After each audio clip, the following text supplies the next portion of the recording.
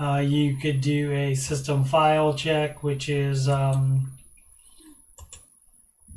this is a good one. And I'll turn this into a highlight to do system file checker.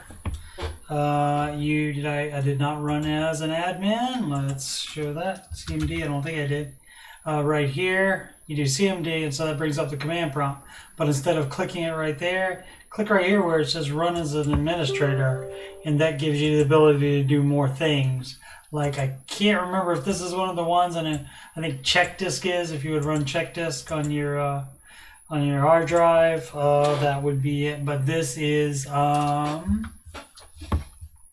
let's see, system file checker, SFC, system file checker, space, slash, scan now. And so that begins the system scan. It will take some time. So we'll just let that go. And so that tells you if you have any system files that are corrupt.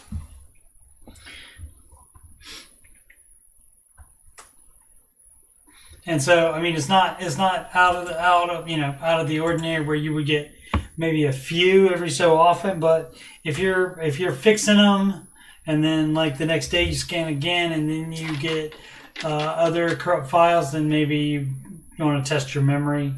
Or your RAM, or your hard drive.